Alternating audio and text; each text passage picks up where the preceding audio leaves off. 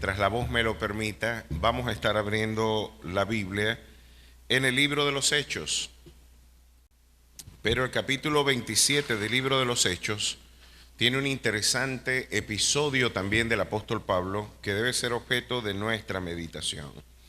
Ya habíamos visto y por largas semanas hemos estado meditando en el esfuerzo misionero que adelantaba el apóstol Pablo, un esfuerzo misionero diligente, maravilloso, y tenemos que decir que cuando evaluamos de manera retrospectiva toda la agenda que acompañó la labor misionera de Pablo, podemos llegar a la conclusión de que fue una agenda estratégicamente diseñada por el Espíritu Santo. Múltiples estudios sobre la vida y la biografía de Pablo se han adelantado. Particularmente creo que el de mayor divulgación en nuestros días tiene que ver con el doctor César Vidal Manzanares, el libro titulado Pablo, Apóstol de las Naciones.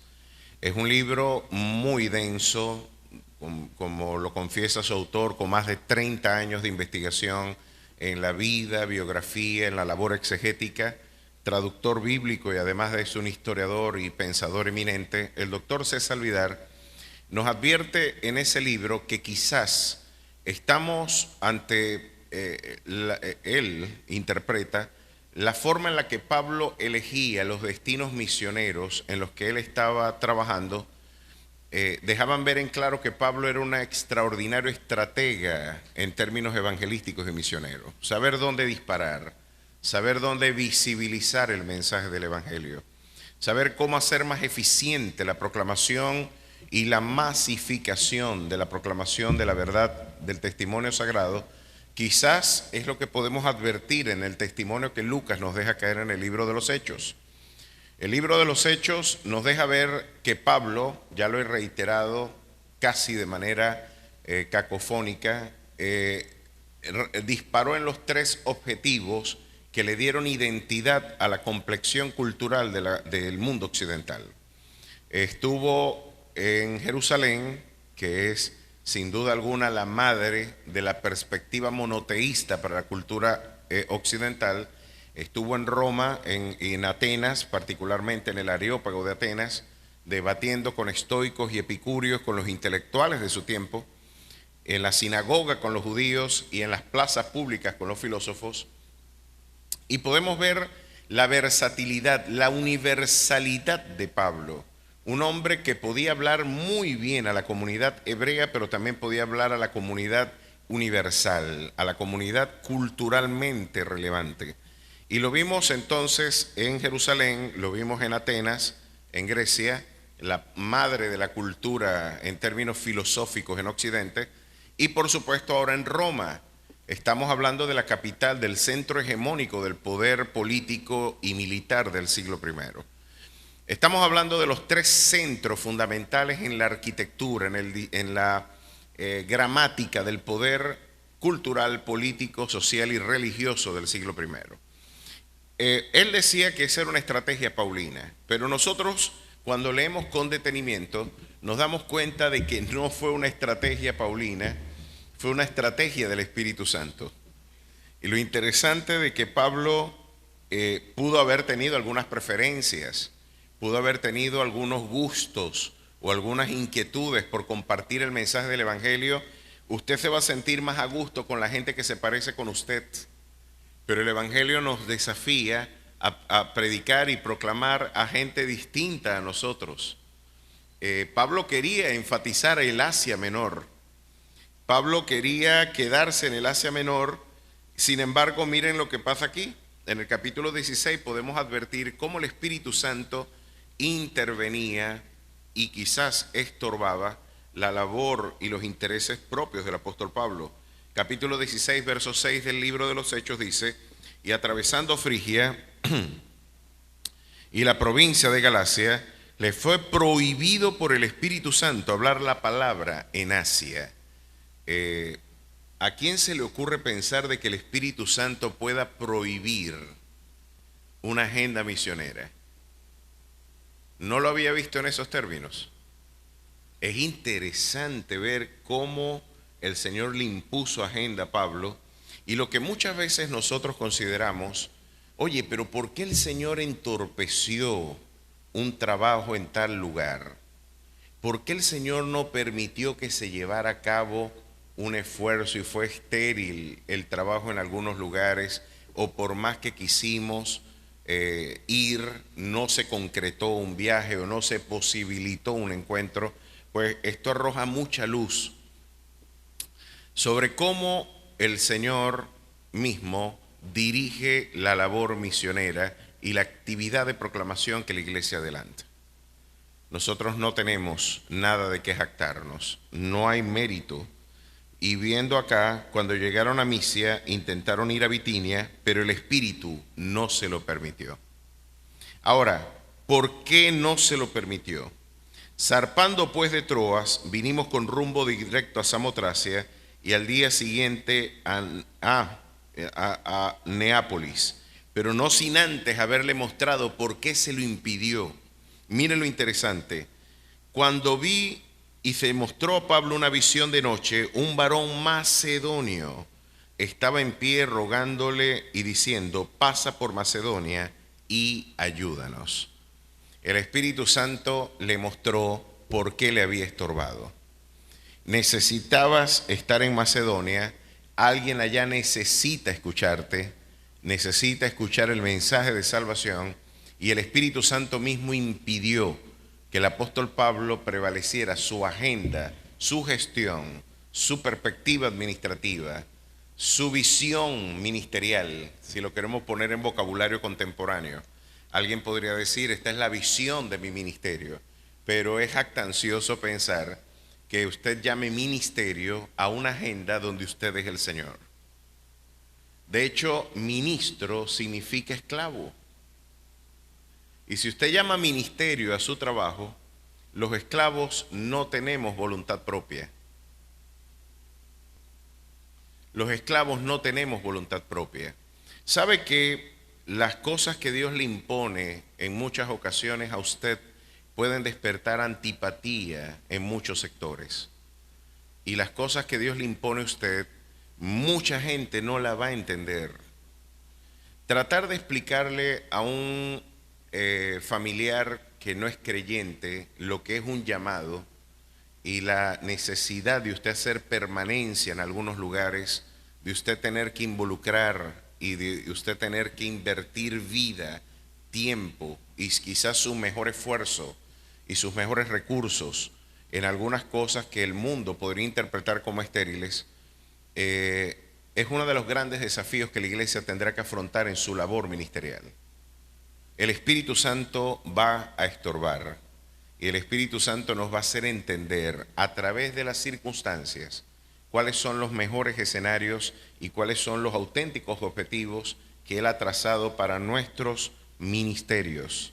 Si los llamamos ministerios, usted debe pensar como un esclavo, sin voluntad propia, sino que la voluntad del Rey prevalezca. Hay gente en Macedonia esperando por usted.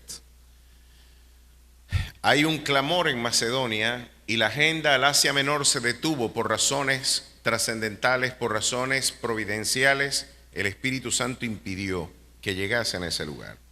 Ahora, el camino pudimos ver de Jerusalén a Atenas, de Atenas a Jerusalén y de Jerusalén nuevamente a Roma.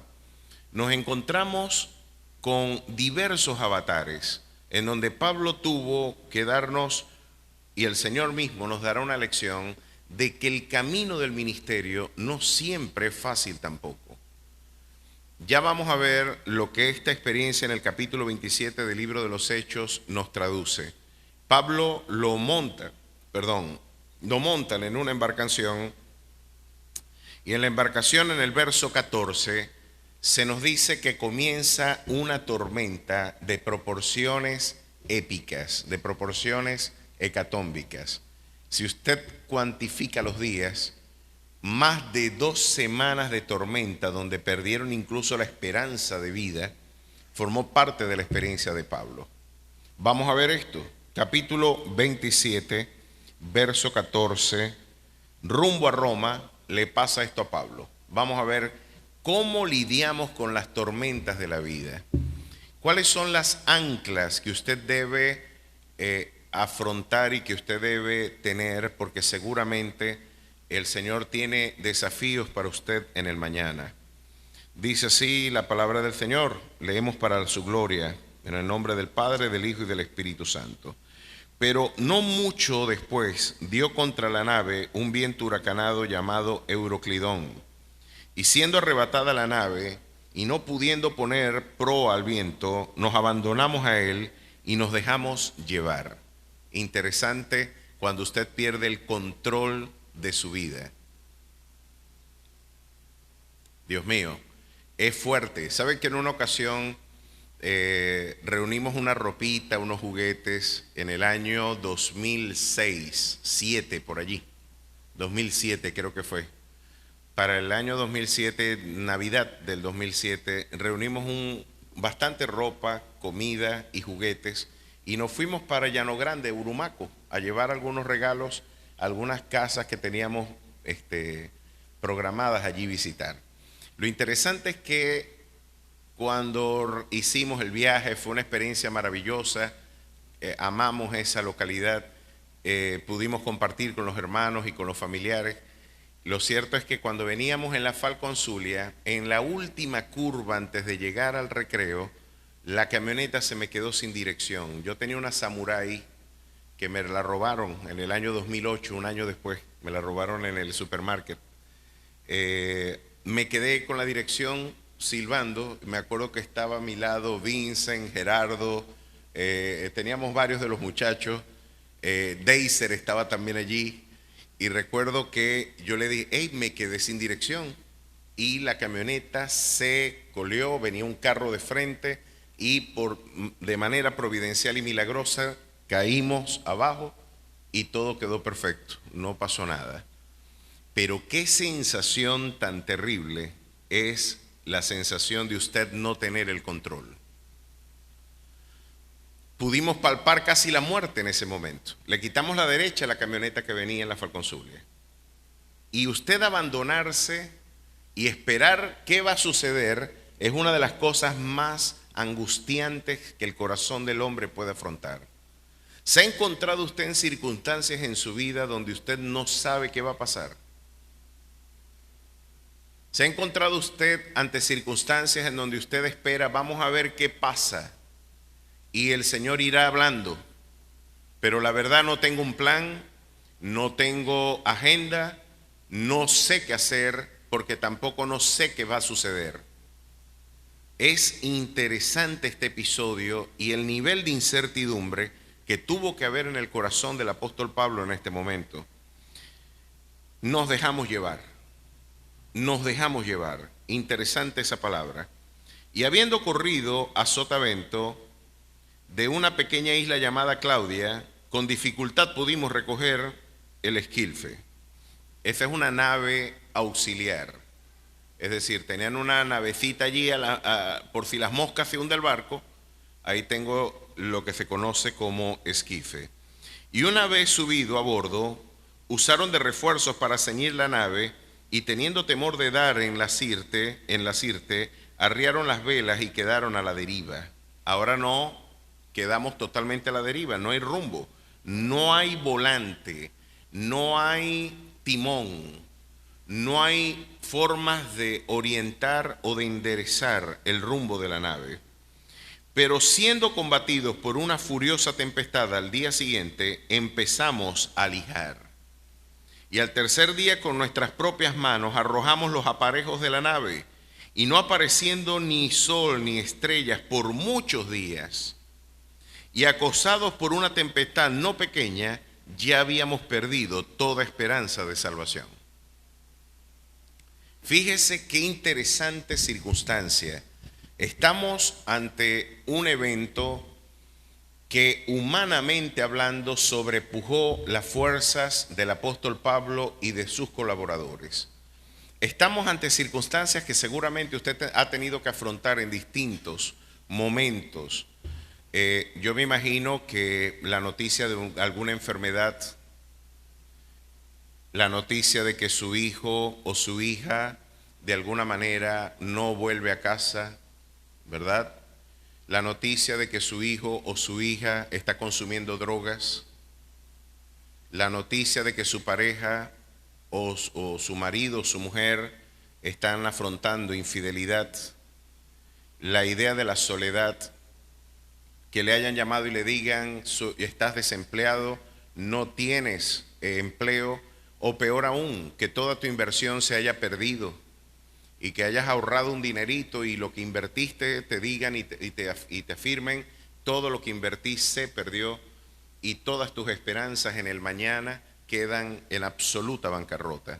Usted puede ver en esta experiencia paulina una extraordinaria metáfora de lo que la vida traduce para el peregrino de la fe. Aquí tenemos una tormenta que claramente puede ser una circunstancia que esté agobiando su corazón en este momento, y al igual que los que la vivieron, usted perdió toda esperanza de salvación. Es interesante la experiencia subjetiva frente a la realidad objetiva, y ya veremos que esto es algo que tiene mucho valor para la interpretación de momentos como estos. Porque si usted ve, el apóstol Pablo en cierta ocasión hablando a los corintios les dijo que Dios no nos dejaría ser tentados más allá de nuestras fuerzas, porque sino que juntamente con la tentación, que puede traducirse también indistintamente con la aflicción o adversidad, nos dará también la salida. Es interesante que esa palabra se puede traducir en distintas formas. No nos va a dejar Dios ser más tentados de lo que podamos soportar. ¿Cuántos les trae consuelo esa esperanza, esa promesa? Es decir, Dios, usted no le va a poner a su hijo una prueba que el niño no pueda superar. ¿Cuántos son padres acá y a cuántos se les ocurre ponerle a un niño de 4 años una tarea de un universitario? Usted no le va a poner a cargar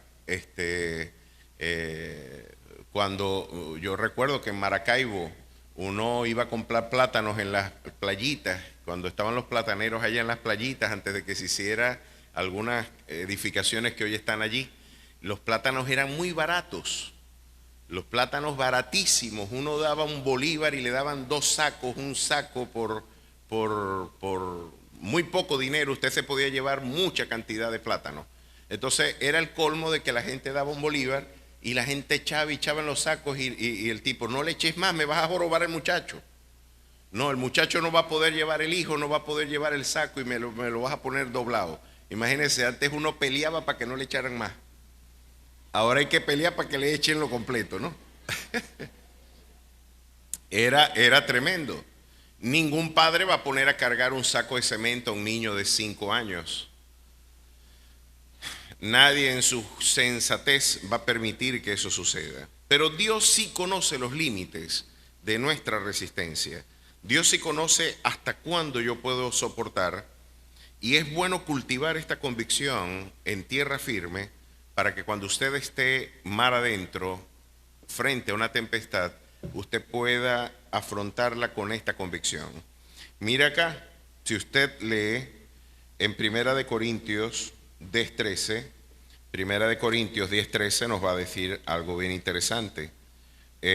No os ha sobrevenido ninguna tentación que no sea humana, pero fiel es Dios que os dará, que no os dejará ser tentados más de lo que podáis resistir, sino que dará también juntamente con la tentación la salida para que podáis soportar. Interesante. Tenemos la objetiva afirmación de que Dios sabe cuál es nuestro punto de resistencia. Dios sabe, Dios no se equivoca, Dios lo diseñó a usted y Él sabe hasta cuándo usted puede soportar. Nada de lo que usted está afrontando debe ser interpretado como algo que usted no puede soportar. Ahora, esa es la objetividad de la promesa divina, eso es lo que la realidad objetiva de su promesa nos enseña, pero cuando usted explora la dimensión subjetiva, cómo usted se siente cuando afronta eso que objetivamente usted se supone puede soportar, usted podrá llegar a la misma conclusión. Miren cómo el mismo autor dice 2 cosas diferentes, uno desde la objetividad de la promesa y otro desde la subjetividad del sufrimiento. Observen esta diferencia. capítulo 1, verso 8 de 2 de Corintios. Porque hermanos, no queremos que ignoréis acerca de nuestra tribulación que nos sobrevino en Asia, pues fuimos abrumados sobremanera, más allá de nuestras fuerzas, de tal modo que aún perdimos la esperanza de conservar la vida. ¿Qué le parece a usted eso? El mismo autor de la afirmación de que Dios no nos dejará ser tentados o probados más allá de lo que podamos soportar, ahora nos está diciendo el mismo autor de que fue abrumado más allá de sus fuerzas, de modo que aún perdió la esperanza de conservar la vida. Ahora, miren lo interesante de estudiar bien cómo responder frente a las tormentas en tiempos de paz. En tiempos de paz usted tiene que prepararse, porque no importa lo que usted le digan, le prometan, es un acto de banalidad imposible de admitir bíblicamente la concepción que el Evangelio de la Prosperidad nos brinda como oferta. La verdad es que yo lamento que el analfabetismo bíblico haya llegado a niveles tan impresionantes, que alguien que afirma ser un apóstol diga que alguien que esté enfermo o pobre o que esté afrontando alguna crisis financiera o que esté afrontando algún problema es porque no está en el reino o está en pecado o hay un pecado oculto en su vida. Y yo no niego que los pecados puedan ponernos en dificultades con Dios. Yo no niego de que la incredulidad pueda ser un antecedente muy lúgubre y por supuesto sin fe es imposible agradar a Dios. Pero esta idea de que usted va a ser eximido de las tormentas de la vida porque usted tiene algún compromiso financiero con algún ministerio o porque usted haga pactos mercantiles en la iglesia o porque usted tenga algún tipo de anclaje financiero con algún ministerio internacional, usted va a ser eximido de la prueba. Hermano, usted tiene que arrepentirse y leer las Escrituras nuevamente. Ese no es el Evangelio. Ese es la versión neoliberal del Evangelio mayamero que Enlace nos ha ofertado y que ha tenido una enorme popularidad en Latinoamérica, porque a todos los en Latinoamérica que estamos afrontando dificultades, nos gusta pensar, queremos pensar desde la carnalidad constitutiva de nuestra naturaleza corrupta, de que nosotros podemos manipular a Dios y podemos comprar su voluntad a través de pactos financieros. Yo a ustedes los he aburrido con este concepto, pero yo no sé por qué el Señor me ha impulsado tanto a decírselos, porque a pesar del esfuerzo que adelanto en este púlpito por desafiar esas ideas, he observado con discernimiento cómo lamentablemente muchos todavía atesoran esas ideas. Quizás por eso el Señor me invita a cada momento a recordarlo. Yo he librado de alguna manera la sangre al advertirles que por mercadería van a ser, y por ambiciones terrenales van a ser mercadería de vosotros, decía el apóstol Pablo. Y el apóstol Pedro también en su segunda epístola. Esta gente corrupta de entendimiento, 2 veces muertos, nubes sin agua, no tendrán ningún tipo de escrúpulos en mercantilizar con la fe. Son lobos rapaces que han utilizado el Evangelio como un instrumento de manipulación. Así que las tormentas serán inevitables, inevitables. El camino a Roma, el camino de la proclamación, el camino del servicio, el camino del ministerio está lleno de aflicciones. Y el Señor nos lo advierte: en el mundo tendréis aflicción, pero confiad, yo he vencido al mundo. La Escritura nos sigue diciendo y nos insiste que es necesario que a través de muchas tribulaciones entremos al reino de los cielos. Así que el cristiano bien entrenado y que ha ejercido, ha entendido el valor del magisterio, ha entendido el valor del discipulado, tendrá que prepararse tanto el maestro como el discípulo para afrontar las diversas adversidades que pondrán a prueba la fe, que es mucho más preciosa que el oro. Esa fe tendrá que ser evaluada, tendrá que ser probada, tendrá que ser pulida, tendrá que ser ejercitada, porque la privación, la escasez y todas las circunstancias que formaron parte de la experiencia del apóstol Pablo, lo único que hicieron fue redundar en el fortalecimiento de un carácter formidable. Usted se preguntará, ¿qué tantas dificultades afrontó Pablo? Pues mira esta lista de eventos de los que Pablo nos brinda en el capítulo 11 de Segunda de Corintios. Pablo fundaba iglesias y después que trabajaba en ellas, desconocían hasta su autoridad. Lo tenían en poco. Usted sabe que es plantar el evangelio y que después aquellos que conocieron del Señor por usted desconozcan su llamado, su valor ministerial y que hayan subestimado al hombre con mayor iluminación después de nuestro Señor Jesucristo. No tuvimos un mejor expositor y teólogo que el apóstol Pablo. Impresionante. El apóstol Pablo le fue revelado el misterio del evangelio de la iglesia a los gentiles, el misterio del evangelio a los gentiles y el misterio de la iglesia, y estamos ante un hombre en el que prácticamente todo el Nuevo Testamento fue redactado por inspiración del Espíritu a través de su vida. Así que estamos ante un hombre con competencias formidables, extraordinarias, pero que fue subestimado.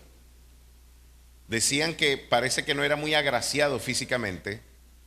Según el testimonio de algunos, era chiquito, calvito, gambeto, barrigón, era poco agraciado y decían, habla muy bien por cartas, pero parece que la presencia es un poco despreciable, no tiene el atavio o el vigor de un Apolos, quizás el esplendor social, la proyección de voz o el esplendor de los retóricos que le eran propios al siglo I, que eran de oficios itinerantes en las plazas públicas para la formación de competencias oratorias.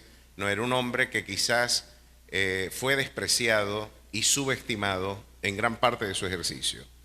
Pero miren lo que le tocó decir en un momento. En el capítulo 11, verso 22, son hebreos, yo también. Son israelitas, yo también. Son descendientes de Abraham, también yo. Son ministros de Cristo. Él pregunta esto de forma retórica y luego entre paréntesis dice, como si estuviese loco hablo. Es decir, una locura solamente me hace presumir de que ellos pueden ser ministros de Cristo. Son ministros de Cristo, como si estuviese loco hablo, yo más, en trabajos más abundantes, en azotes sin número, en cárceles más, en peligros de muerte muchas veces. De los judíos 5 veces he recibido 40 azotes menos uno. Dios mío, ¿cuántos de nosotros hubiéramos abandonado el ministerio de vivir lo mismo? ¿Cuántos hubieran dicho no predico más si le hubieran dado 40 azotes? Mire, esto es tremendo, 40 azotes menos uno, pero no le dieron una vez, le dieron 5 veces 40 azotes menos, es decir, 200 azotes, sin contar, y dice en azotes sin número. En cárceles más, en peligro de muerte muchas veces. De los judíos 5 veces he recibido 40 azotes menos uno. Los azotes sin número los recibió en otros lados, pero por lo menos de los judíos recibió cerca de 200. ¿Qué le parece? 3 veces he sido azotado con varas, 1 vez apedreado. Usted le dice, hermano, vamos a predicar en Urumaco, pero lo van a apedrear cuando usted llegue. ¿Cuántos realmente tendrían vocación de ofrendar sus vidas por causa del evangelio? Es una muy buena pregunta que como de manera muy personal debemos responder. ¿Hasta qué punto yo estoy comprometido con esta fe? ¿Hasta qué punto yo llegaría al mismo nivel de compromiso que Pablo? ¿Daría mi vida por decir que Jesús es el Señor? A veces se me hace que las respuestas prefabricadas de la iglesia, decía Leonard Ravenhill, me avergüenza decir que yo formo parte de la iglesia del mundo contemporáneo. Quizás somos la generación de cristianos más débiles que ha tenido la historia de la peregrinación espiritual. Si no hay aire acondicionado, no nos congregamos. Si no hay estacionamiento, no voy. Si no hay comida después del culto, ¿para qué asistir? Y como lo dijo muy bien John Piper, quizás el trabajo que Dios le está llamando, y creemos llamar iglesia, a un lugar donde estiramos los pies y esperamos que nos den galleta y café, ese espacio de entretenimiento no es la iglesia. Seguramente la iglesia involucrará dolor, sufrimiento y compromiso misionero. De los judíos, 3 veces he sido azotado con varas, 1 vez apedreado, 3 veces he padecido naufragio. 1 noche y 1 día he estado como náufrago en alta mar, en caminos muchas veces, en peligros de ríos, peligros de ladrones, peligros de los de mi nación, peligros de los gentiles, peligros en la ciudad, peligros en el desierto, peligros en el mar, peligro entre falsos hermanos, en trabajo y fatiga, en muchos desvelos, en hambre y sed, en muchos ayunos, en frío y en desnudez. Y además de otras cosas, lo que sobre mí se agolpa cada día, la preocupación por todas las iglesias. Pues Pablo era un hombre de tormentas. Es evidente que era un hombre que vivía en medio de ellas. Pero lo que nos enseña su descripción de los eventos es que usted puede interpretar que esas tormentas están más allá de sus fuerzas, a pesar de que Dios prometió de que usted no sería tentado más allá de ellas. El asunto es que cuando la tormenta llegue, usted va a empezar a pensar que Dios en realidad se pasó con usted. Y usted va a empezar a decir, el Señor prometió que no me iba a, pero yo no puedo con esto. Y usted va a empezar a cuestionar la idea de si realmente Dios es fiel a su promesa, porque usted va a considerar que Dios fue exagerado con lo que permitió que usted viviera. Pero no es así. La tormenta nos deja desorientados, nos deja absolutamente sin rumbo. Lo interesante es que en el verso 20 del capítulo 27 de Hechos dice, y al tercer día con nuestras propias manos arrojamos los aparejos de la nave, tener que despojarse hasta de lo propio, tener que botar lo que te había sido propio. Y es que la dificultad te hace austero. Las dificultades y las privaciones que tendrás que afrontar en el trabajo misionero te van a hacer, hermano, lo que antes yo tenía por mucha estima, quizás lo vas a tener por basura más adelante, cuando te des cuenta de que es inútil, cuando los aspectos más importantes de la vida se ven comprometidos. ¿Qué es un carro, vale, al lado de la salud de un hijo? ¿Qué es el dinero cuando te encuentras solo, verdad, en la vida? Puedes comprar una casa, pero no puedes comprar una familia. Puedes comprar, y el hombre puede comprar incluso intimidad sexual, pero no puede comprar amor. Se pueden comprar muchas cosas, pero los aspectos esenciales de la vida, los más valiosos, increíblemente son gratuitos y se reciben por gracia. Lo interesante es que el Señor nos ha hecho ricos y nosotros no lo hemos advertido. Hemos estado enriquecidos en todo, pero nuestro adúltero corazón enfatiza lo que nos falta. En lugar de que con gratitud elevar acción de gracias al Señor, y que con un corazón que ha cultivado el contentamiento pueda con gratitud devolver al Señor fruto de labios que confiesan su nombre. Sin embargo, la austeridad te hace, la dificultad te hace austero. Tirar los aparejos de la nave y no apareciendo el sol ni las estrellas por muchos días, acusados por una tempestad no pequeña. ¿Sabe que esto no es casualidad? Que te digan que no aparecieron ni sol ni las estrellas. ¿Cómo seguía un marino en la navegación?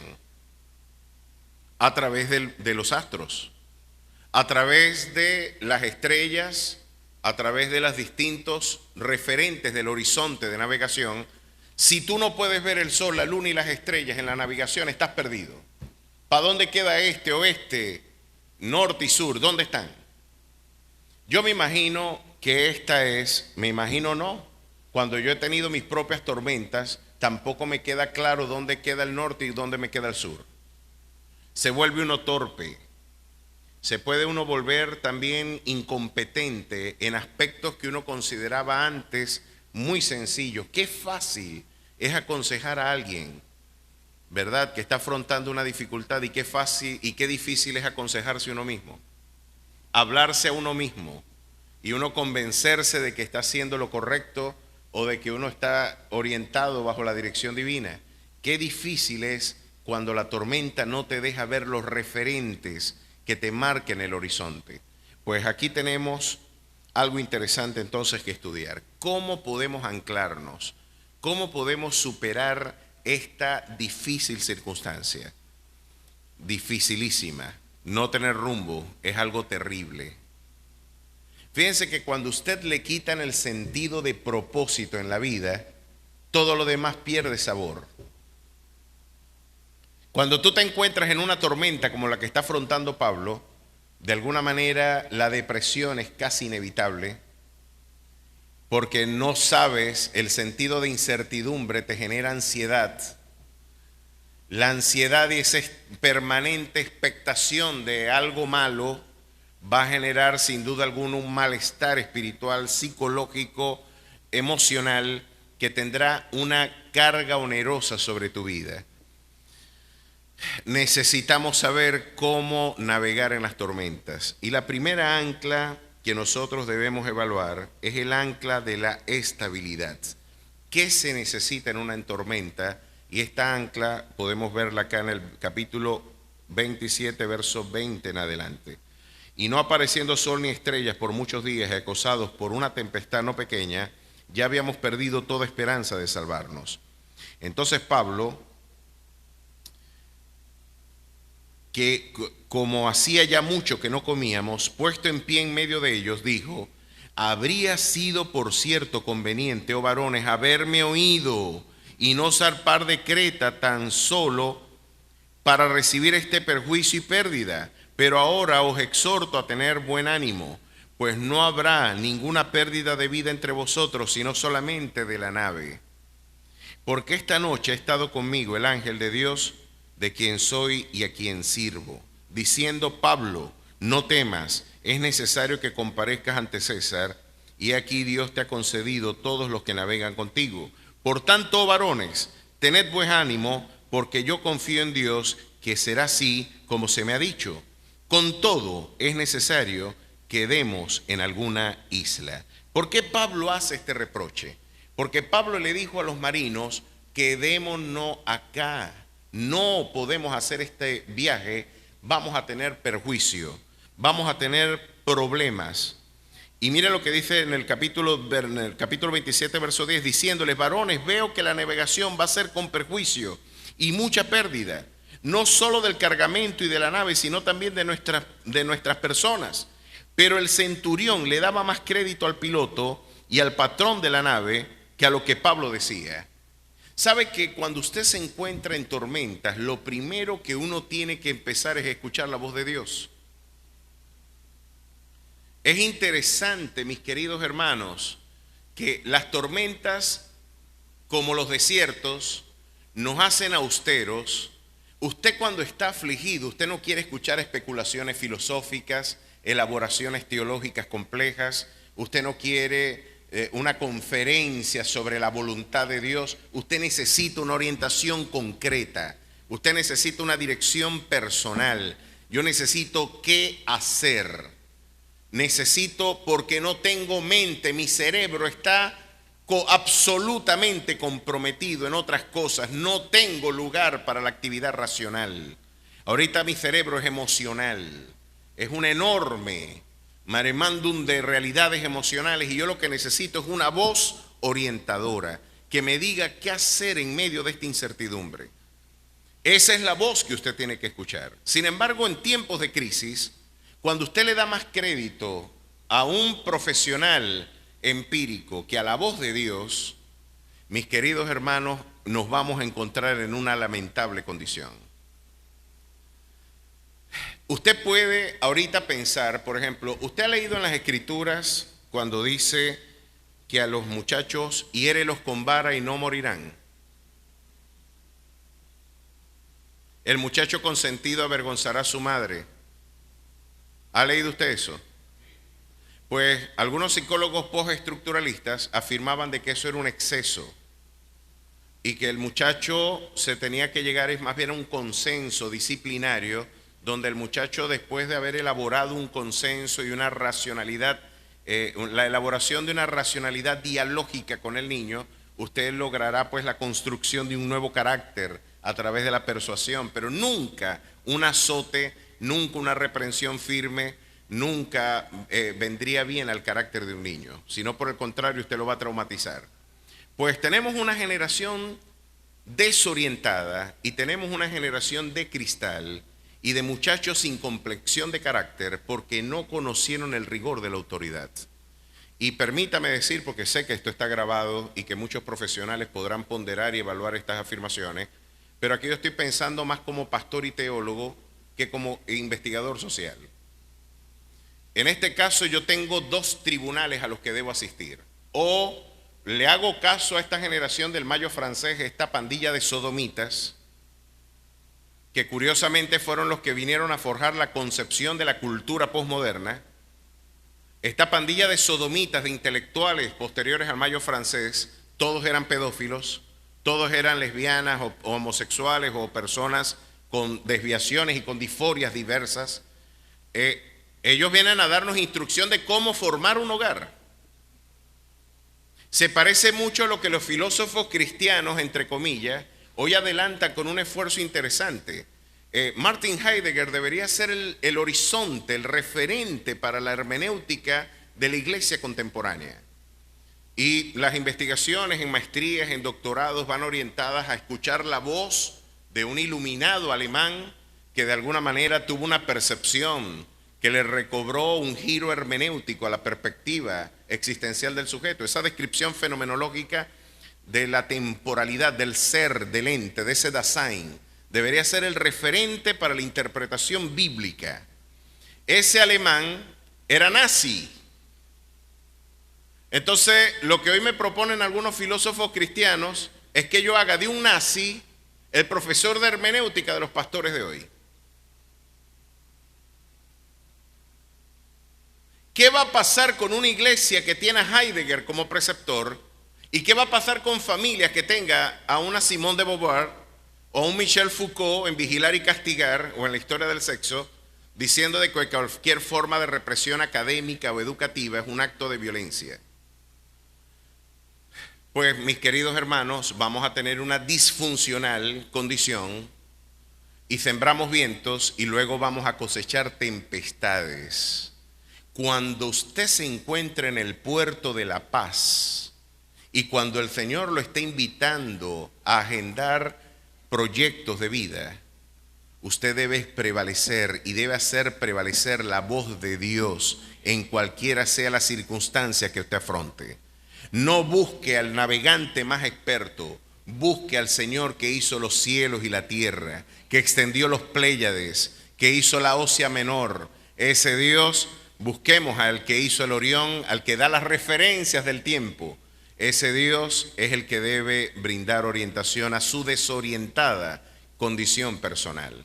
Aquí la gente prefirió escuchar, el centurión daba más crédito al piloto y al patrón de la nave que a lo que Pablo decía.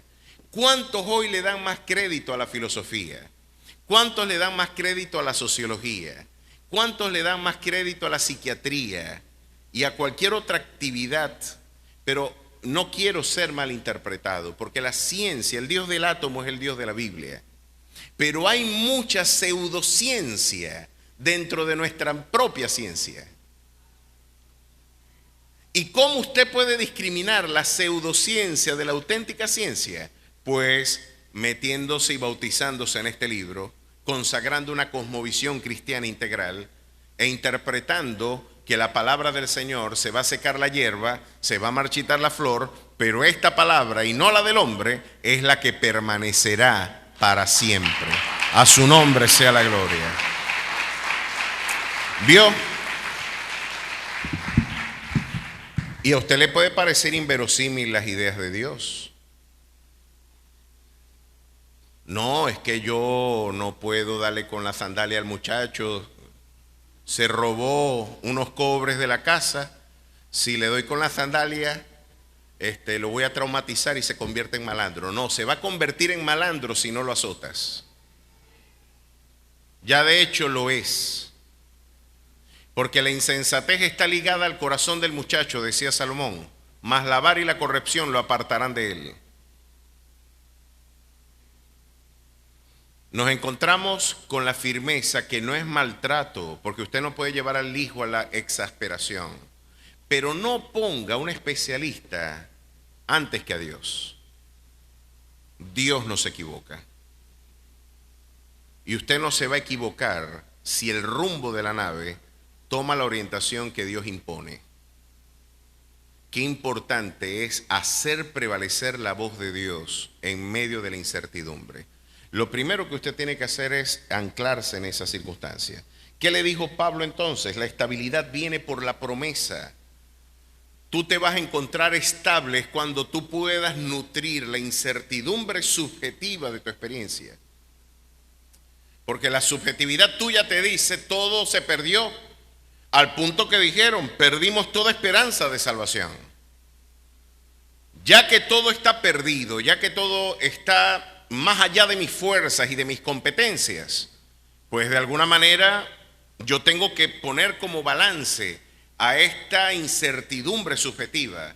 Voy a tener que contrastarla con la objetividad de la promesa divina. ¿Qué dice Dios? ¿Qué dice Dios?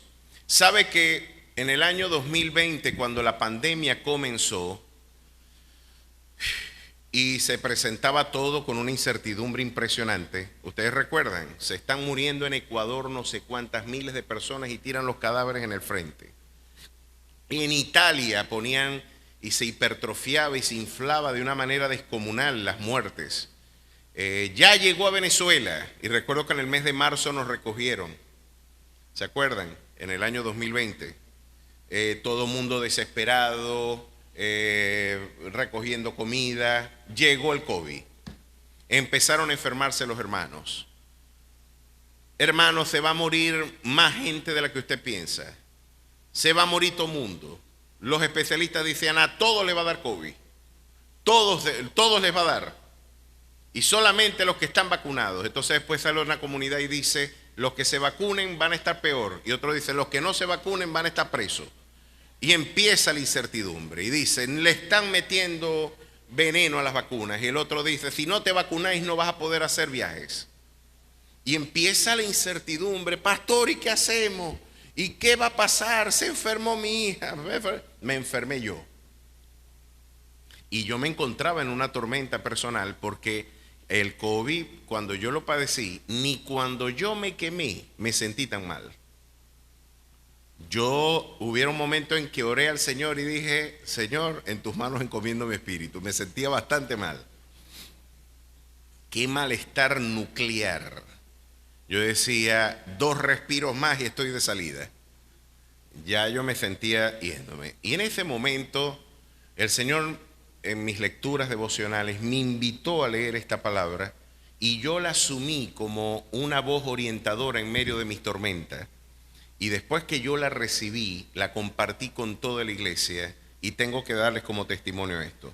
Porque esta noche ha estado conmigo el ángel del Dios de quien soy y a quien sirvo. Diciendo, Pablo, no temas, es necesario que comparezcas ante el César. He aquí, Dios te ha concedido todos los que en la nave, los que navegan contigo. Por tanto, oh varones, tened buen ánimo, porque yo confío en Dios, que será así como se me ha dicho. Y yo le dije a toda la iglesia en aquel día, después que recibí esto, hermanos, he entendido de parte del Señor que ninguno de nosotros va a morir. Y que vamos a afrontar quizás una tormenta, pero ninguno va a morir.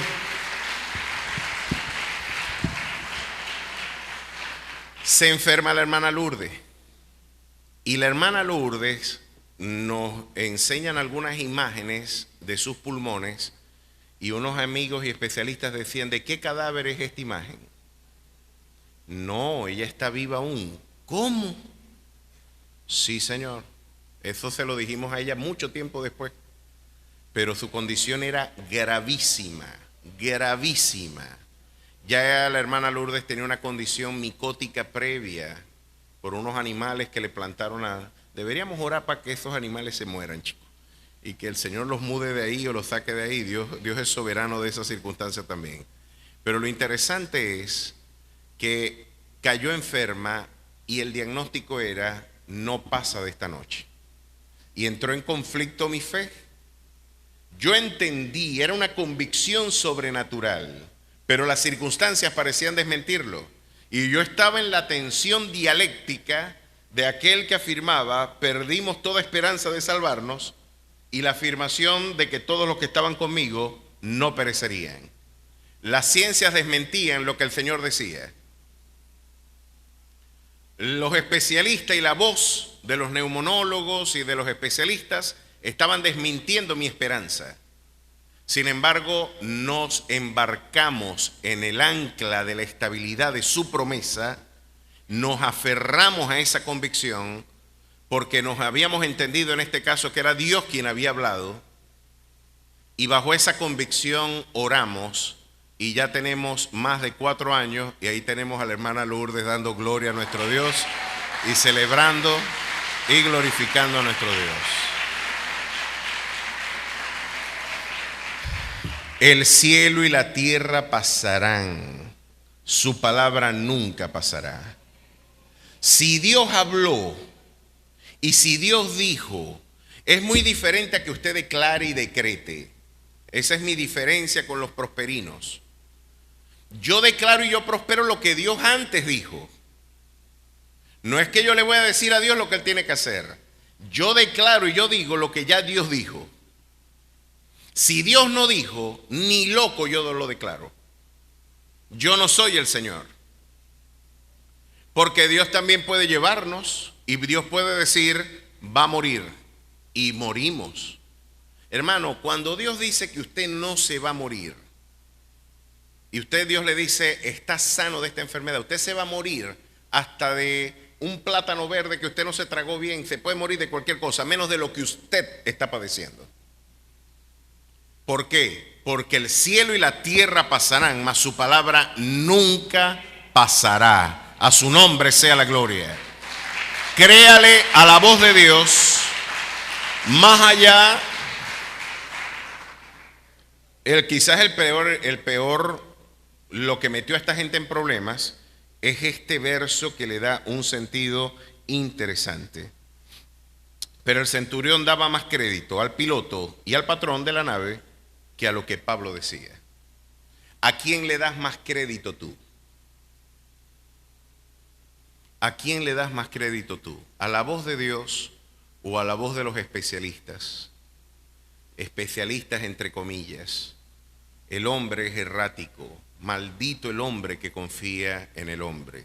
Y no quiero dar con esta afirmación la aparente idea de que la ciencia debe ser desatendida. No. Lo que sí debemos es ejercitar lo que Thomas Kuhn en su libro La estructura de las revoluciones científicas, lo que Karl Popper y lo que los sociólogos de la ciencia nos han advertido. Dentro de los paradigmas de investigación de la ciencia hay muchos aspectos pseudocientíficos integrados al discurso de la llamada ciencia contemporánea.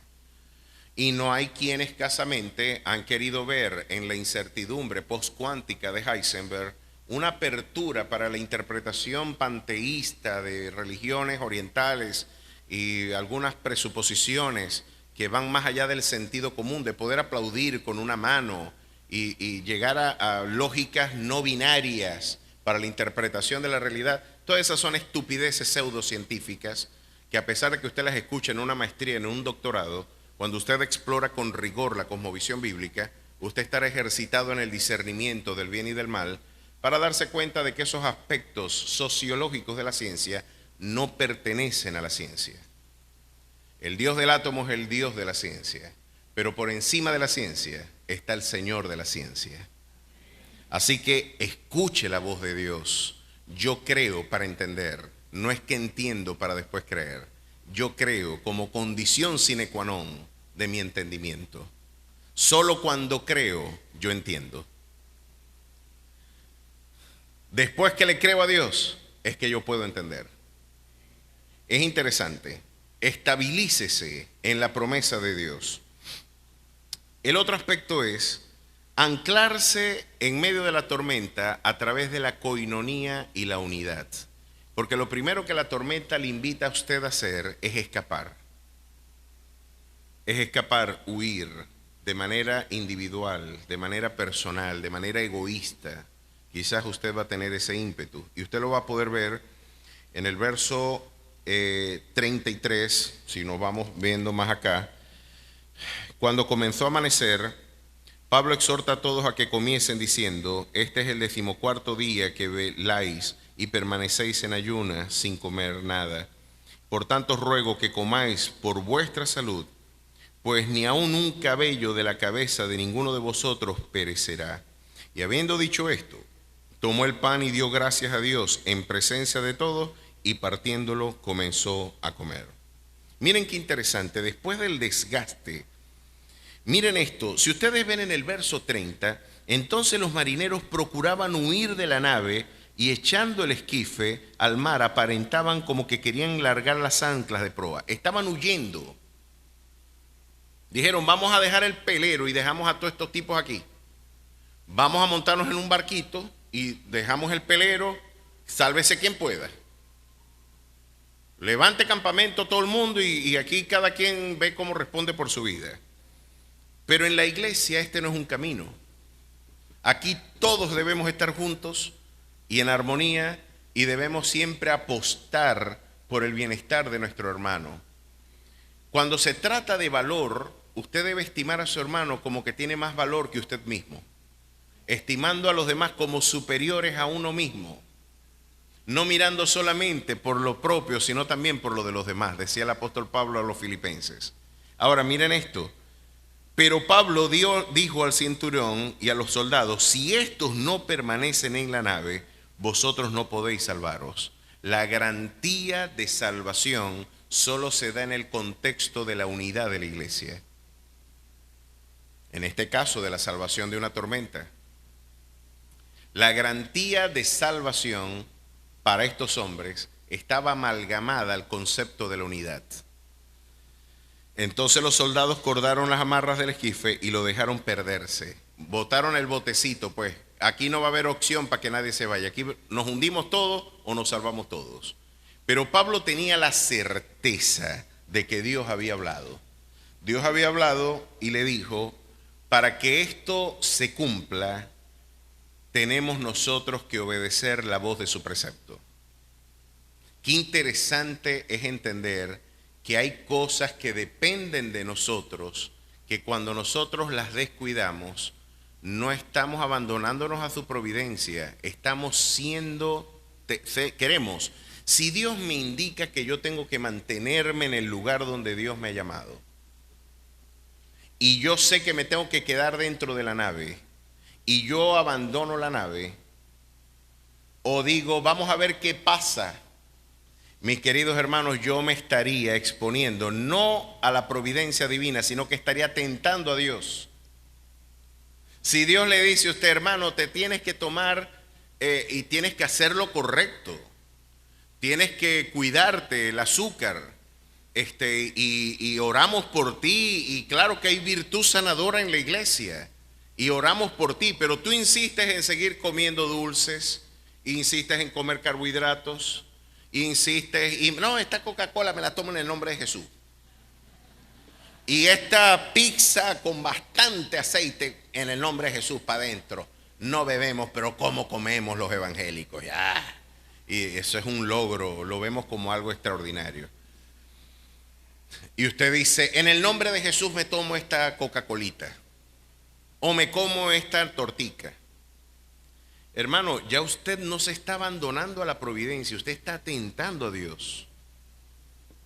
No te corresponde hacer eso. ¿Por qué lo tientas? Es lo único que depende de ti.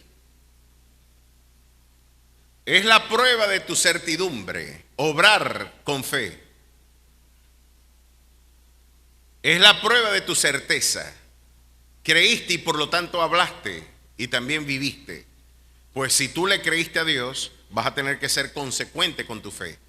En este caso, quédate dentro de la nave y vas a tener que aportar la idea de unidad frente a la contingencia en una tormenta. Vas a tener que a entender que solo en el contexto de esa unidad vas a encontrar salud emocional. Mis hermanos, ustedes necesitan compañía. Necesitamos el confidente de un hermano que pueda sobrellevar también mis cargas. Usted no, la iglesia es el lugar más querido, porque usted puede encontrar un hermano que, como dice la Escritura, si es cercano, es más afectuoso que un hermano. Usted puede encontrar en la iglesia sanidad, salvación, vida eterna. En un lugar como este, que no es perfecto, ni lo será nunca hasta que Cristo glorifique a su iglesia, vamos a encontrar las contingencias, las dificultades que en cualquier otro lugar donde la naturaleza humana esté involucrada, usted va a encontrar egoísmos, usted va a encontrar malos olores, pero el único lugar donde se podían salvar del diluvio era en el arca. Yo me imagino lo maloliente que era el arca. ¿Usted se imagina estar cerca del Mapurite? Estar cerca del cochino. Chico, y aquí no hay un lugar más decente para uno estar. Qué calembero este hombre, mira, no se baña. Qué calembero esta persona, el Mapurite, el zorro. Hay animales podridos. Y yo me imagino el malestar que podía despertar en el gato, el perro, en el tigre, el león, y tener algunas ideas, pero era el único lugar donde se podían salvar. Era el único lugar, maloliente y todo. El arca es una creación maravillosa. Todos deberíamos tener un cartel que dice, como dicen, no como el de la alcaldía, estamos trabajando para usted. No, eso no se lo cree nadie. Debería decir, todavía Dios no ha terminado conmigo. Todavía Dios no ha terminado conmigo. Estamos en un proceso de construcción. ¿Con cuántos ustedes quieren que Dios termine esa obra? ¿Cuántos anhelan de que esa obra sea perfeccionada? Pues Él lo llevará a cabo. Si usted quiere abandonar la nave y si usted quiere distanciarse de la promesa, si usted tiene un plan B distinto al que Dios tiene, usted se va a meter en problemas. Miren, la palabra de Dios siempre prevalece y cuando creemos que nuestras opiniones pueden tener más peso que lo que Dios habla, yo fui a Maracaibo la semana pasada y quise confirmar con uno de mis mentores y líderes espirituales, Robinson Velázquez, al que invité, pronto lo vamos a tener predicando acá, a mi querido hermano Robinson. Robinson me cuenta, esto no me lo contaron, yo lo viví, me dice, yo lo viví, yo quise confirmarlo con él antes de compartirlo con ustedes con esta certeza. Él me dice, no fue que a mí me lo contaron, yo estaba en la primera banca porque yo le llevaba el libro de anotaciones al hermano Cobos, que era el pastor de la iglesia La Cruz, antes de mi querido pastor José Inciarte. Era el papá, era el suegro de mi pastor, el José Sacramento Cobos, del que lleva por nombre el seminario donde yo me formé en mi juventud. El hermano Cobos era un hombre increíble de oración, un hombre de búsqueda espiritual, un hombre que tenemos testimonios y memorias de él impresionantes, de un carácter curtido por la búsqueda, por la devoción, por la consagración al Señor. Un hombre de estudio que vale la pena imitar. Lo cierto es que estuvo un hermano predicando sobre que Maracaibo iba a venir un tsunami que iba a tapar a Cabimas, Lagunillas y Maracaibo, que iba a haber un maremoto, iba a haber un desastre que iba a acabar con las ciudades y se iban a destruir, y de hecho incluso publicó en el diario Panorama algunas de estas afirmaciones. Algunos lo tenían por profeta. Y esto angustió a la opinión pública, angustió a la opinión pública. Estuvo la iglesia y los mismos hermanos preocupados, ¿es de Dios, no es de Dios? ¿Habló Dios, no habló Dios? Y el hermano Cobos dijo, hermano, por ahí anda un hermano predicando y diciendo que aquí va a haber un maremoto y se va a tragar a la Cabimas, a Lagunillas, a Maracaibo y a toda esta gente. Miren, esto no es verdad, esa palabra no viene de Dios. No escuchen voces distintas, Dios no habló eso. Me comenta Robinson que el hermano se sentaba al final de las bancas, al final del templo, siempre desafiando lo que el predicador decía, o cuando algo le gustaba, él decía, dale por ahí mi siervo, que aquí hay muchos de esos. Y en eso se levantó molesto y llegó y dijo, y se le paró aquí en el frente al pastor y le dijo, si Jehová no habló a través de mí, que Jehová me mate. No terminó de decir, me mate, y cayó muerto en el culto. Y me dice Robinson, no me lo contaron, él cayó porque yo estaba en la primera banca anotando las oraciones. Cuando cayó muerto, el pastor se tiró y toda la iglesia llorando empezó a orar por él y sobrenaturalmente Dios lo devolvió de nuevo.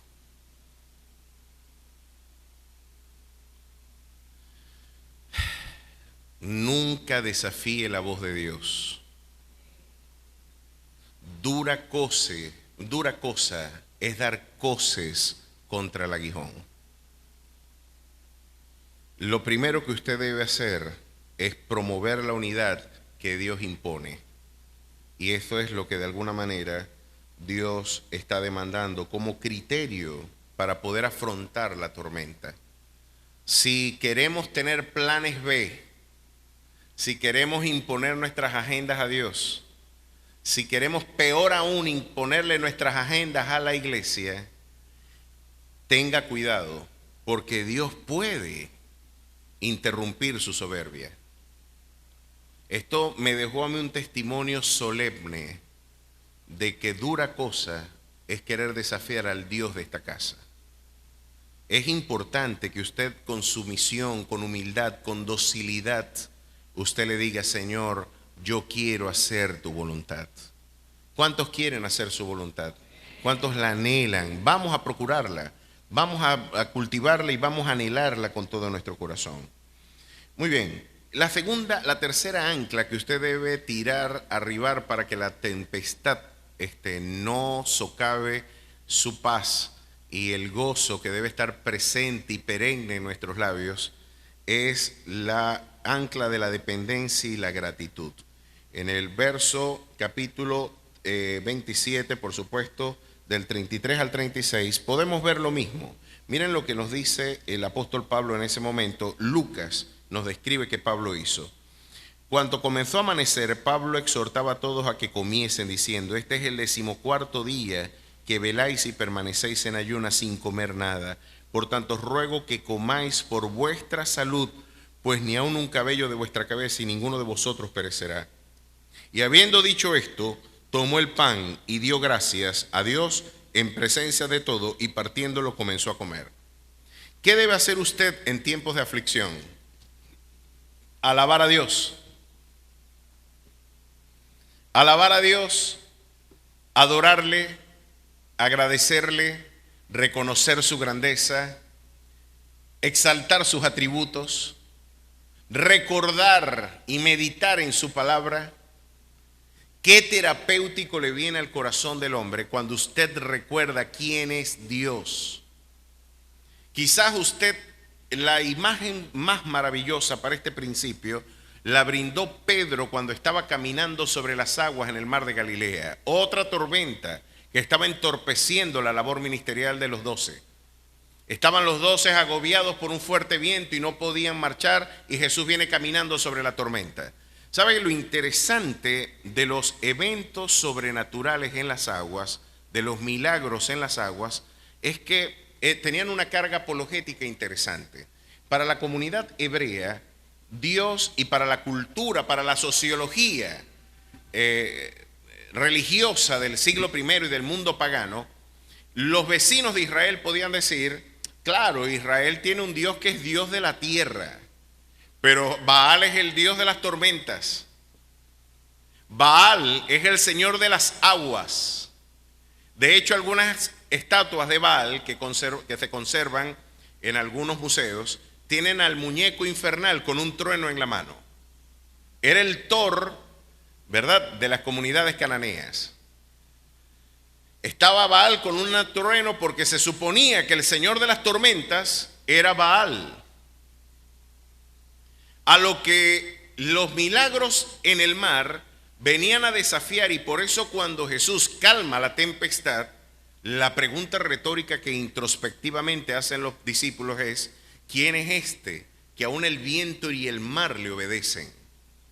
Solamente un ser sobrenatural puede controlar fuerzas que están más allá de nuestro gobierno.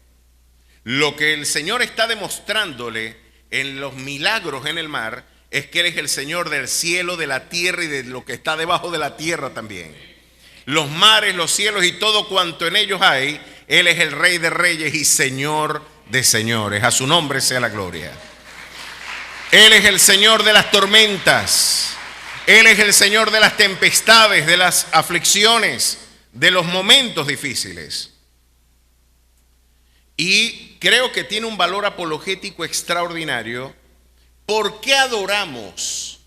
¿Por qué adoramos en medio de la tormenta? Si usted ve el verso 17, el capítulo 17 del libro de los Hechos nos describe una interesante circunstancia del apóstol Pablo, el capítulo 16.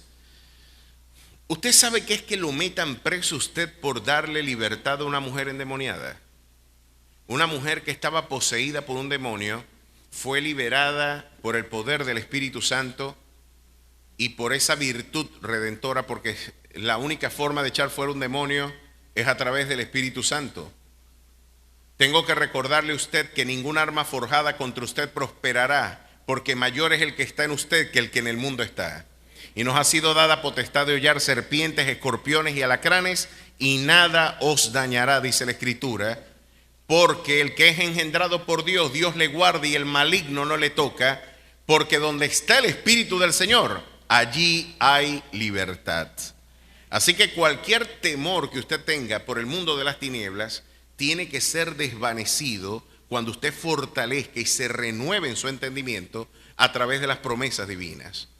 Si usted todavía cree que el brujo le puede echar una lavativa a usted va a ser presa del temor.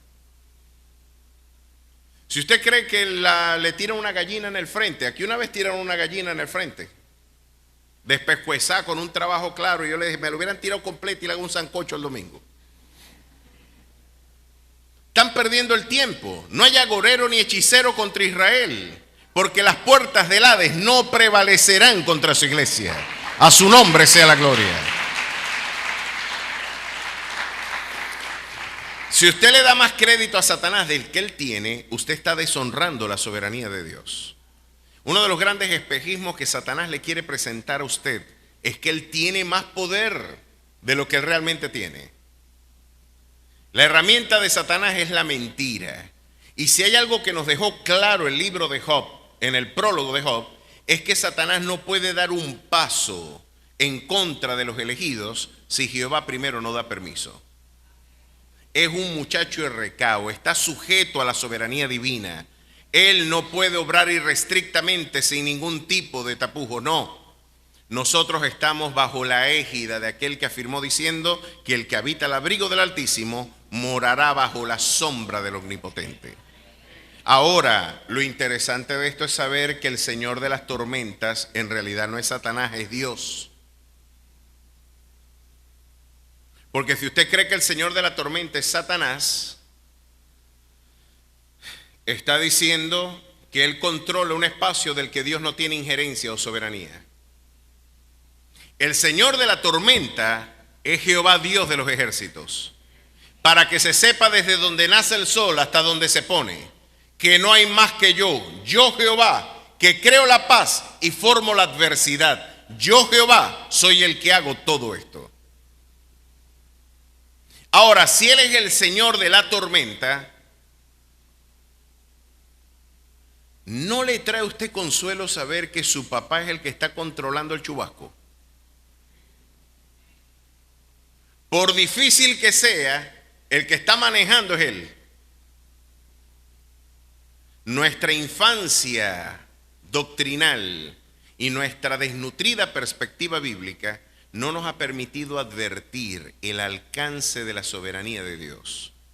Por eso Pablo, en el capítulo 16 de Hechos, después, en el verso 23, después de haberla azotado mucho, los echaron en la cárcel, mandando al carcelero que los guardase con seguridad, el cual, recibido este mandamiento, los metió en el calabozo de más adentro y les aseguró los pies en el cepo, a manera de un delincuente común, como si hubiera cometido un exceso, un delito inefable. Meterlo en la cárcel de más adentro, en el calabozo de más adentro, y meterlo en el cepo, metido los pies en el cepo en Filipos.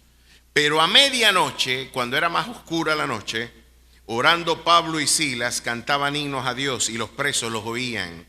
Entonces sobrevino de repente un gran terremoto, de tal manera que los cimientos de la cárcel se sacudían, y al instante se abrieron todas las puertas y las cadenas de todos se soltaron. Porque la alabanza trae sin duda libertad y gozo. Así que en medio de la tormenta usted alabe a Dios, dele gracias a Dios y diga: tú eres el Señor de esta tormenta, tú eres el Señor de mi circunstancia, tú eres el que da vida y el que da muerte, el que abate y el que enaltece.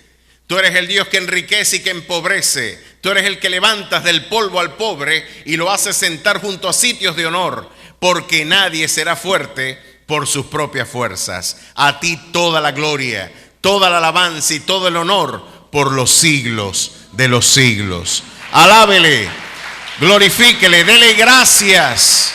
Dígale: Señor, no lo entiendo, pero te agradezco. Y eso fue lo que hizo Pablo.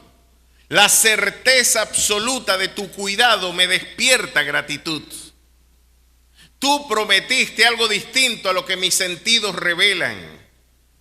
Los ojos de mi carne, de mi naturaleza terrenal, revelan una tormenta, pero yo puedo ver más allá de lo que mis ojos terrenales ven, a un Dios que dice: nunca te dejaré y siempre te sustentaré con la diestra de mi justicia. Aun cuando pases por el fuego no te quemarás, y si pasas por las aguas y por las tormentas no te anegarás. Yo soy tu Dios, el Dios que te levanta, el Dios que te auxilia. Yo soy tu pronto auxilio en tus tribulaciones. Puedes alabarle, puedes tirar el ancla de la alabanza, puedes tirar el ancla de la gratitud aún en la tormenta. Pues es la forma en la que podemos solventar nuestra crisis. Miren cómo la cárcel se abrió y miren cómo las fuerzas se renovaron después de la gratitud paulina. Tomaron nuevas fuerzas, 14 días sin comer. ¿Puede usted imaginarse eso, muchacho? 14 días sin comer. ¿Puede usted imaginarse 2 días ir de aquí para la vela sin una arepita? 14 días bregando con incertidumbres, mareado en un barquito llevado para acá y para allá y esperando que te mueras en cualquier momento. Era necesario detenerse. Usted se puede sentir muy mal hoy. Usted hoy puede estar viviendo una tormenta que usted dirá: pastor, usted no tiene ni idea lo mal que yo me siento. No, sí tengo idea, claro que sí. Pero yo te invito terapéuticamente a forjar una actitud de gratitud ante tu Dios. A que te detengas en medio de la tormenta, partas el pan, participes de la vida de Cristo y puedas con gratitud elevar fruto de labios que confiesen su nombre. Alábale, glorifícale, dale gracias a Dios por lo que te ha dado. Sabes que nadie te va a poder arrebatar lo que Él te regaló, que es tu salvación. Y de su amor nadie te va a arrebatar, porque Él dice: ni la muerte, ni la vida, ni los ángeles, ni los principados, ni las potestades, ni lo alto, ni lo profundo, ni ninguna otra cosa creada. No hay nada en el universo que te pueda separar de mi amor, el cual yo te he dado en Cristo Jesús, que es Señor nuestro. A su nombre sea la gloria. Mantenga firme su alabanza. Adore a Dios. Y por último, la otra ancla que usted tiene que tirar es el ancla de la realidad que tendrá que afrontar. Y es cuando tenemos que tomar acciones. Ya hemos visto que debemos anclarnos en la estabilidad de sus promesas, debemos anclarnos en la unidad de su promesa y de su gobierno, debemos anclarnos en la dependencia y la gratitud, y por último, nuestra ancla tiene que estar plantada también en la realidad. Nuestra fe no es escapismo. Yo lamento mucho que algunos interpreten la fe como un escapismo o la idea. En una ocasión oramos por un enfermo y a mí se me ocurrió decir: ¿y qué es lo que tú tienes? Después que él habíamos orado por el enfermo y todos me quedaron mirando. ¿No ves? Ya nos echó a perder la oración. ¿Por qué? Él ya no tiene nada, ya lo declaramos sano. Ah, caramba, perdón. Bueno, ¿qué tenía? Y dice: no, todavía me duele la cabeza. Entonces, caramba, echamos a perder la oración vos y yo. Y algunos, me he enterado de gente que se ha negado incluso a enterrar a los difuntos porque dicen: es imposible, el Señor lo tiene que resucitar. Y es un escape y una resistencia a la realidad. Dios puede decir no también. Miren cómo lo dice el libro de Hebreos, capítulo 11, por favor, para que usted vea que la fe no es solamente triunfalismo. Una cosa es que la iglesia sea triunfante y otra cosa es que nosotros abracemos el triunfalismo ausente de lucidez espiritual.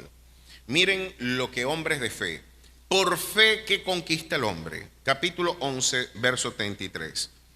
Verso 32. ¿Y qué más digo? Porque el tiempo me faltaría contando de Gedeón, de Barak, de Sansón, de Jefté, de David, así como de Samuel y de los profetas, que por fe conquistaron reinos. Miren lo que se conquista por fe.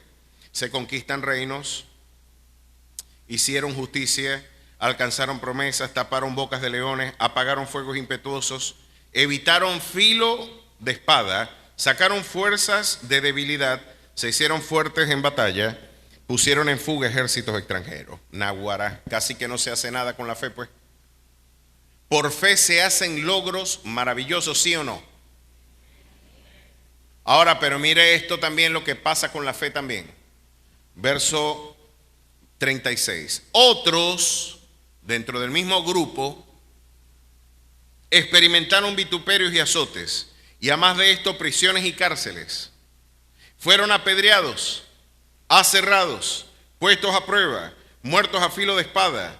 Anduvieron de acá para allá, cubiertos de pieles de ovejas y de cabras, pobres, angustiados, maltratados, de los cuales el mundo no era digno, errando por los desiertos, por los montes, por las cuevas y por las cavernas de la tierra.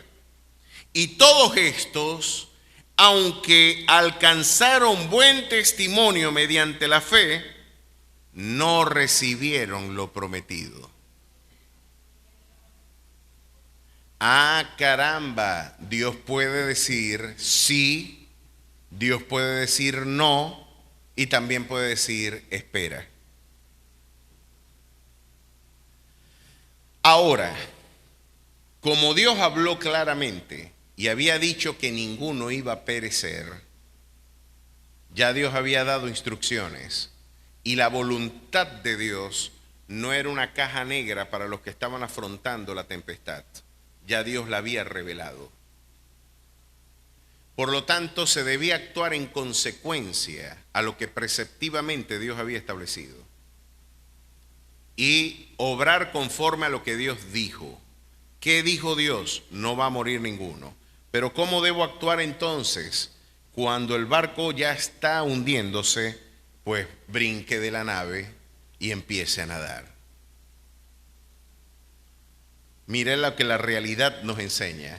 Vamos al capítulo 27 otra vez de Hechos. Y miren lo que el capítulo 27, verso 41 al 44 nos dice. Hechos, del 41 al 44.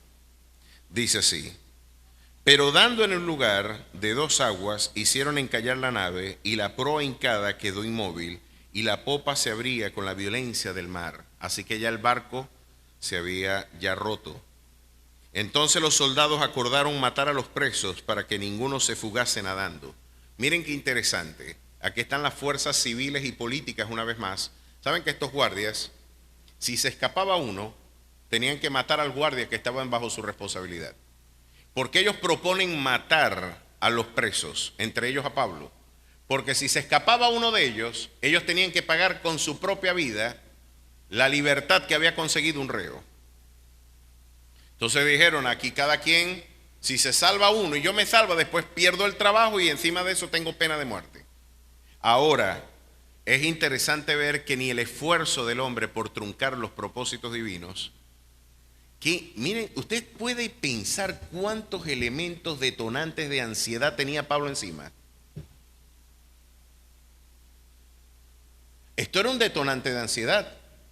Tú puedes creer que después de 2 semanas de estar de incertidumbre, ahora los tipos que estaban cuidando la nave digan, te tengo que matar. ¿Por qué no me mataste, muchacho, y no sufro estas 2 semanas de angustia? ¿Por qué no me mataste de una vez? ¿Me vas a matar ahora que nos vamos a tirar a la orilla? O sea que me voy a ahogar en la orilla ahora. Usted puede interpretar, póngase en el calzado de Pablo. Póngase en el calzado del autor de Hechos, que era Lucas, que estaba con él. Yo me imagino que Pablo pudo haber dicho como él, ahora sí llegamos. Ahora sí llegamos. ¿Cómo vamos a poder ahora afrontar esta dificultad? Si me van a matar ya después de 2 semanas de agotamiento impresionante. Es como haber corrido en vano. Y es interesante ver esto en términos de vocabulario de salud emocional, porque ¿cómo usted puede combatir este detonante de ansiedad? ¿Cómo puede usted, Marian Rojas Estapé se ha vuelto una estrella en las redes sociales, esta psiquiatra española que ha tenido espacios de divulgación extraordinarios? La psiquiatra, bueno, ha hecho un trabajo maravilloso en términos de divulgación científica y ella nos advierte que el 98% de las cosas que usted teme nunca le suceden. Pero de igual manera, lo que usted atesora como un temor va a desencadenar una serie de malestar o de secreciones hormonales y de neurotransmisores, entre ellos el mismo cortisol, que es en este caso un factor altamente inflamatorio que va a usted quitarle el sueño porque rivaliza con otras moléculas y neurotransmisores para usted poder conciliar el sueño. Va a tener, por supuesto, un estado de expectación permanente de que algo malo va a suceder, y las implicaciones fisiológicas de usted pensar de que algo malo va a suceder, a pesar de que no sucedan, le están afectando. A pesar de que usted tiene temor de que se lo va a comer un tigre, el tigre ni siquiera existe en Venezuela.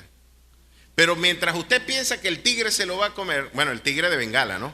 Aquí está el tigre mariposa, el jaguar, pero esos no comen gente. No tengo registros de ataques de jaguar, muy pocos, pero de ataques defensivos, pero no que el tigre de Bengala sí se come a la gente, igual que el león. Y usted dice, es que yo tengo un temor enorme a salir a la Manaure porque creo que un león me va a comer.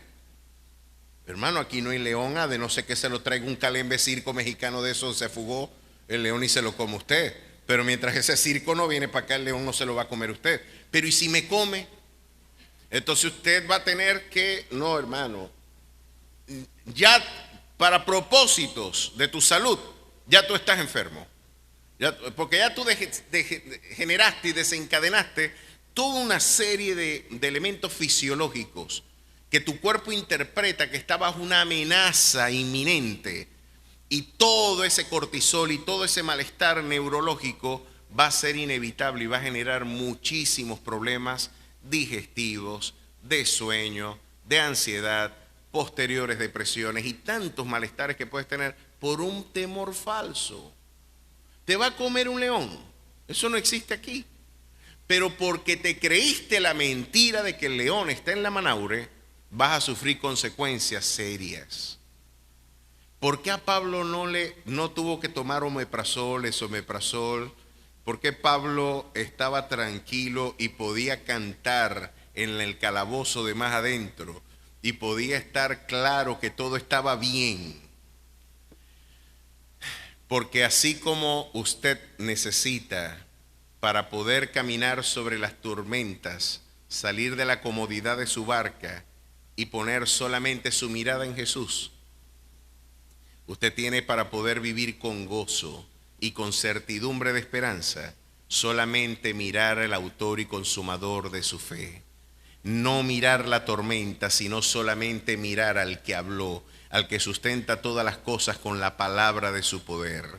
Aquel me dice, mira, ahora me dicen que me van a matar. Tenía 40 neuróticos diciendo que no iban a probar comida hasta que yo no muriera. Ahora estos quieren matarnos también, pero ¿sabes qué? No me van a matar, porque yo soy inmortal hasta que el propósito de Dios se cumpla en mi vida. No me van a matar porque prevalecerá muchas palabras y pensamientos. Pueden haber en el corazón del hombre, pero es el consejo de Jehová el que va a prevalecer. A su nombre sea la gloria.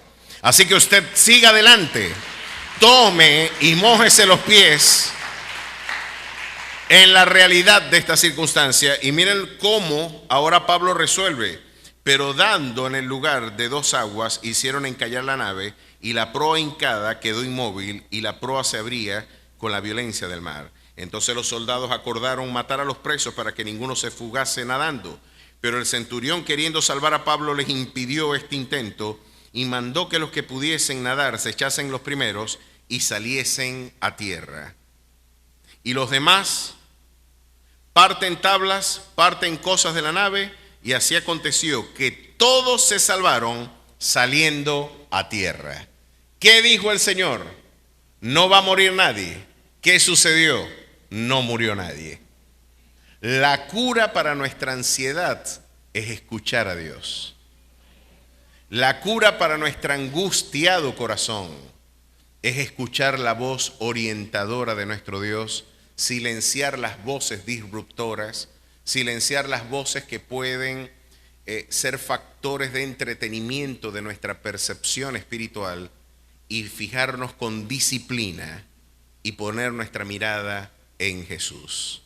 Si usted se cree fea, si usted se cree incompetente, si usted se cree un miserable, si usted escucha voces de la infancia, del pasado, del mañana y del ayer, diciendo que usted no tiene valor, silencie esas voces y escuche lo que Dios tiene que decirle. Tú eres mi especial tesoro. Tú eres la niña de mis ojos. De mis manos nadie te arrebatará. Tú eres más que vencedor y vencedora por medio de aquel que te amó. Todo lo puedes en Cristo, porque yo soy el que te fortalezco. Todas las cosas están obrando para tu bien, y de mis manos y de mi amor nadie te arrebatará.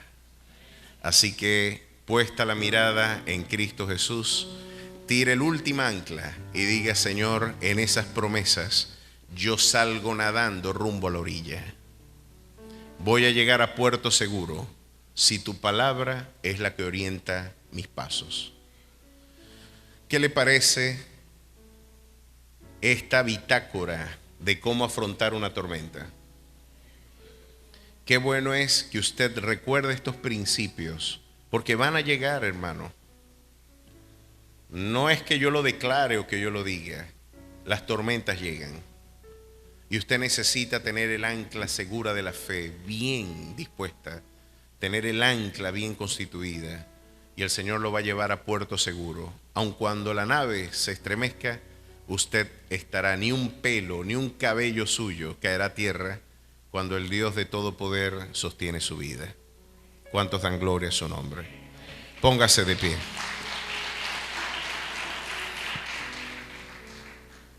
Dios y Padre Celestial, gracias. Gracias por este día. Gracias por tu amor, tu misericordia, tu bondad infinita. Dios, en este día muchos de nosotros afrontamos dificultades y tormentas en nuestro peregrinar. Es tu misma providencia quien la impone. Es tu misma soberanía la que gobierna cada una de nuestras circunstancias y aún nuestros pasos. A pesar de la incertidumbre que podemos afrontar, oh Dios, es nuestra convicción de que tú estás en absoluto control, oh Dios, de nuestra nave, de que llegaremos a puerto seguro, de que el que comenzó en vosotros la buena obra la perfeccionará, la consumará hasta el día de su venida. Tendremos certeza absoluta de que tú cumplirás lo que en la eternidad de tu amor has reservado para nuestras vidas.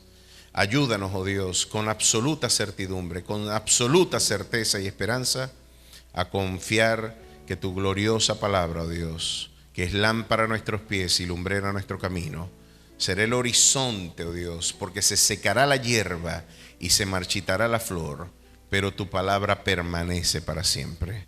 Quédate en nuestras vidas, oh Dios maravilloso, sé el capitán de nuestras circunstancias y permite, oh Dios, que en medio de las tormentas nosotros podamos llevar fruto de labios que confiesan tu nombre, sacrificio de alabanza ante tu presencia para poder dar testimonio de tu gloria, oh Dios, aún en circunstancias donde parecieran desmentir que tu amor y tu gracia nos sostienen.